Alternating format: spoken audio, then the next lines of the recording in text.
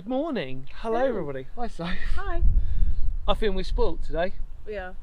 Where are we, Soph? We're in Carn Euny. Yes. Hopefully we've pronounced that for all of you beautiful Hopefully. Cornish people out there. From us people from Kent, hopefully we've done that really well. Hello, Justice. We're at an ancient settlement. Let's just say that. Yeah. For today, Sophie is going to be talking to you about the history lesson, and we will overlay some wonderful photos for you that she's also taken as well. So stay tuned, but do you know what's really cool? The Fogou. Yeah. Which we're going to do. We're very excited by this because this is my first ever one.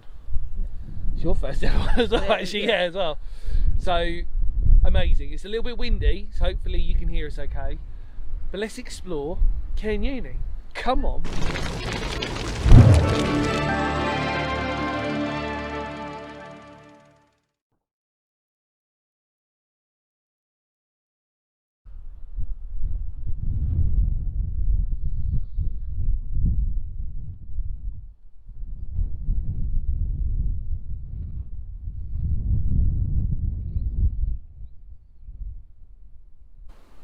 Hi everyone, and welcome to the Carn Euny ancient village. So I'm going to talk you through the history.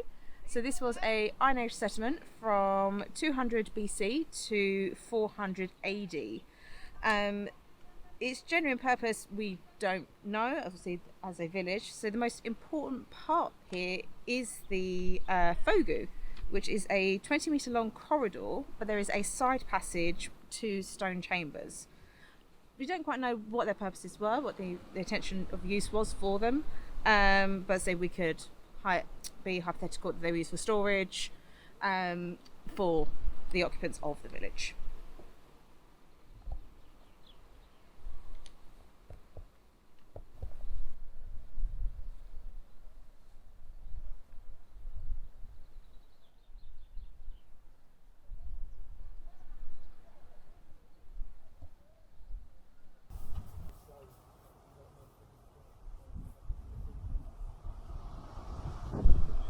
Well everybody, that was really cool. Thanks Soph for doing that and telling us about the wonderful history of this amazing site. Soph's also going to take you down into the Fogou. Yes. Fugu. Fugu. Yeah. See, we'll mention that when Sophie will mention why it's a certain pronunciation. But what we're doing now is we started at the top predominantly of the settlement, looking down, and the idea is that really each one of these potentially were communal huts, but obviously built with stone and then thatched on, and then really the height of it came during the Romano-British period, which is basically when the Romans came over, and then there was integration between both the ancient Britons, as we would refer to them as, and the Romans themselves. And this was really when the community really took shape. So you can see that a lot of it actually remains the outer workings, but what really highlights it is we're actually surrounded by a lot of Neolithic and Bronze Age sites all around this whole area, which depending on when these videos come out, we're going to do a few because it's really in our wheelhouse of knowledge. And what's great is it's really well signposted. We've also got to mention that it is English heritage and it's free, except if how much damage you want to do to your car because of how narrow the lanes were. You were driving. They were skinny. They were very skinny. So we apologise forthwith for the fact that if we come out of this alive when we drive around through, like, you know, the fact that it's so narrow. And it's nice to see people here today on a beautiful day like this. It's a bit windy, we do apologise for that, but a beautiful day like this. What's your thoughts and feelings? So we've not really discussed it actually. No, it's really good. It's not actually larger than I thought it was going to be. Yeah. I don't think it does it justice. No, not at all. And obviously, unfortunately, we don't have a drone with us, so we can't really take aerial stuff of it, but I'm sure there's plenty of drone footage out there. Yeah. But it's remarkable to put it into context of where we are in terms of a settlement. Because everybody, if you look around you, you can just see there is farmland for miles and miles and miles and miles. And it's not hard to imagine that obviously at one point this probably would have been quite heavily forested. They take away the trees obviously to be used for whatever purposes. And then you're left with this amazing stone. It's granite, I think. Because I think granite's the local thing for Cornwall. So we're going to guess that this is granite. It definitely looks granite-like. And most of the Iron Age and Bronze Age structures that are here are granite anyway. So let's just say that this is granite for the moment. A very hardy stone anyway, regardless, because of how amazing this is. And it's just beautiful. It's absolutely stunning. And it's just well worth the visit. I mean, I can't stress that anymore to anybody when we're here, and especially the fact that there's a Fugu, which is very typical of Cornwall, that there would be Fugus for whatever example. I think there might be some in Scotland or further afield, as sometimes normally the case, but in Cornwall they have been known to have a few Fugus here. But this is probably the most well-known one, you could argue, in Cornwall. And like I said, really looking forward to Sophie taking you through. So yeah, let's keep looking.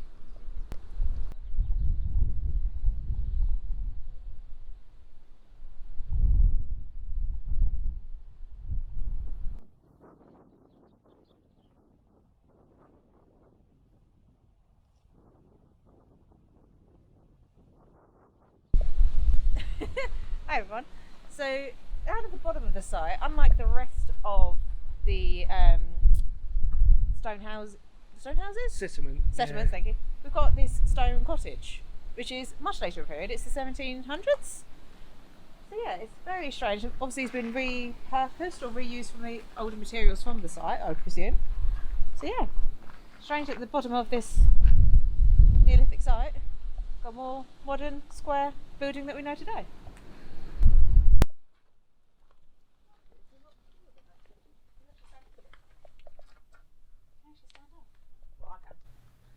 Hi everyone, so we are now inside one of the entrances of the Fugu.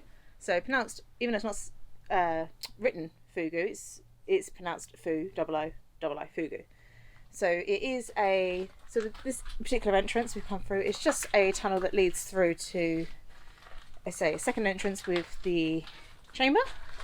So just having a walk through, turn you around, this is the other end. And actually, well done. It's quite tall, isn't it? Mm. So you can actually.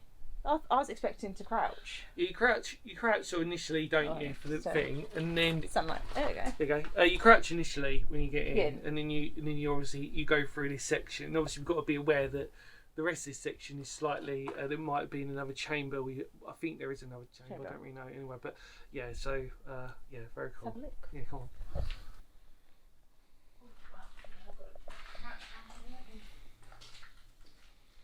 Oh wow. That's good.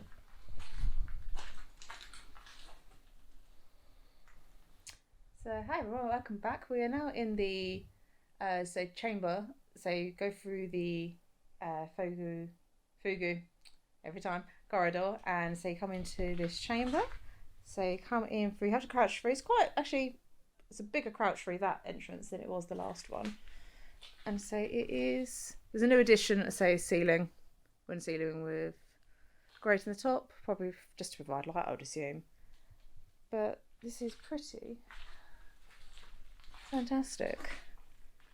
So you can see all the granite stones to make up the structural walls. So it's quite a big chamber. So probably used for, we'd say, for storage. So it's the centre of the village. It would make most sense really where it's positioned to be used for storage. But it is pretty cool. Dan? Yeah, amazing. Don't know if you can hear me, but yeah, it's amazing. I mean, like I said, I think the idea is that we don't really know the true purpose of it, but rightly what Sophie said is the fact that really the idea is that we assume it would have been for storage. Two arguments are the fact that if it was a religious thing, it normally would have been placed outside of the settlement to make it more of a journey, a religious sort of thing like that, not being a barrow site or similar types of things. And obviously we've seen similar places like settlements that are mostly in Scotland where they've had sort of similar little chambers like this that probably would have been used for storage for grain and stuff like that during the winter months, because you've got to imagine that this community flourished on seasonal weather and weather, full stop. So the idea was that the people who cultivated the land were the most important people, potentially more important than your chieftains, for example, because they were the ones who would have provided the food for the community. And we know that obviously you've got to store it as best as possible to keep it going all year round. And really, this just makes so much sense in that respect, in my opinion. And I know Sophie pretty much agrees with me on that. So, yeah. So yeah, agreed. Shall we head on up? Let's go. Bit of crouch.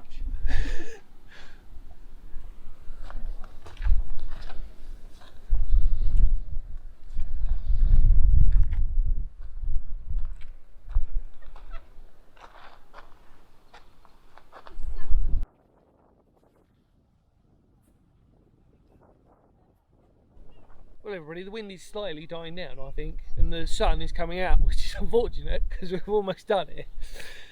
We're in one of the sort of what was referred to as one of the courtyards, which is a few of these, which are quite large, sort of like sections, really, that sort of dominate the settlement. Mm-hmm. And the scale's kind of unusual to sort of get, but it's actually fairly large, isn't it? I mean, it's large enough that, yeah, go on, Soph. You can sort of get dimensions in terms of that, which is just incredible, really. But yeah, and you see, like I said, because we're on the sort of slope of a hill, you can sort of get the idea of, like I said, the fact that this would have been overlooking a lot of other communities and settlements along the way. Very strategically placed. It is very strategically placed when you sort of look at it from above and you sort of like look on the high point looking down, which is very typical of that sort of Neolithic Bronze Age sort of like idea that you need to stand out. You know, like I said, where you put your long barrows and your burial mounds, you want them on high points so people can be visible. And obviously, not necessarily true of all settlements, because obviously we can prove the point in Wiltshire, for example, like the Ridgeway and stuff like that, where they're on high points of the ridge on those communities, those like forts loosely. But yeah, this beautiful settlement, it's beautiful, isn't it? Mm-hmm. Really, really cool. Yeah, a lot larger than I'd anticipated. Yeah, 100%. Yeah, it's really cool. So I think we're just going to take a little brief look round a little bit more of it. Yep. And then say goodbye. Yeah. Cool.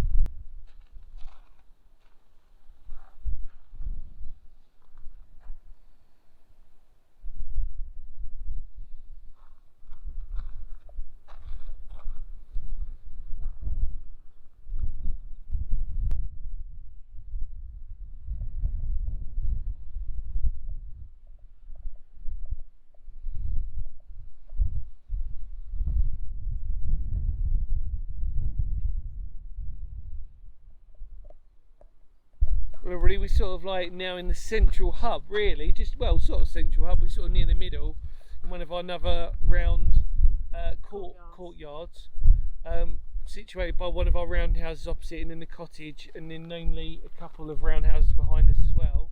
I think that's right from the layout, hard to sort of tell sometimes. But yeah, when you're here, you have to be here in a strange way to get it.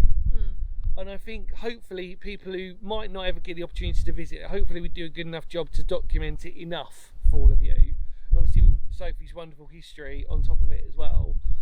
But we're trying to sort of do it in a way that we're exploring it as well as documenting it at the same time. But more importantly, to encourage you all out there to come to a place like this. And more shockingly, if you do live in Cornwall and you've never been here, you've got to come here, because this is a really important part of your history. And we know that Fugu, for example, translates into cave in Cornish, so it's a very Cornish element of rural settlement. You know, your ancient ancestors. You know, we know that we're not really near any sort of fishing area. We're sort of in the rural part of Cornwall, aren't we? And that tells you by our journey up here was very rural, wasn't it? Yeah. Really, when we went past Penzance, though, yeah, and you go through that. But yeah, just remarkable, and the fact that this still exists is testament, really. You know. Yeah. I just like. Do you know what I like? I like the Fugu, but I like the cottage. Yeah. It's just very odd. Yes, it's just odd. Yeah, absolutely. And you kind of got to say to yourself, "Oh, I wonder what that was doing here and why and everything else." But yeah. Yeah. Why? Yeah. Why there? Why? Why there? Why? Come on, should we just do it in real time? We'll just take people around just so we get an opportunity.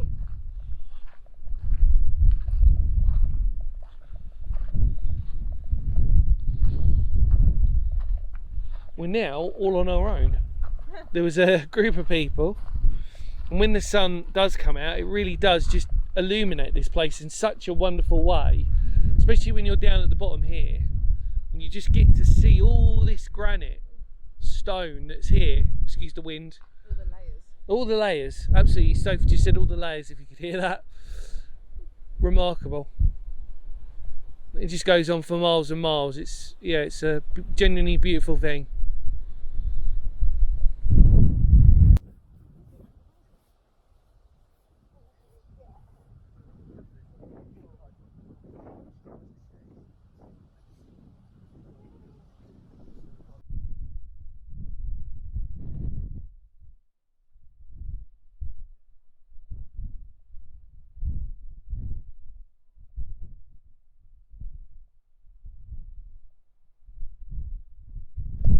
So everybody, we're just almost making our way back. We'll give you our final thoughts and conclusions in a minute, but we're now standing just outside a wonderful little roundhouse, given its name, being a round circular house. Wonderful condition, fantastic, and yeah, just what a privilege and what a treat. I think we'll make our conclusions. See you in a minute.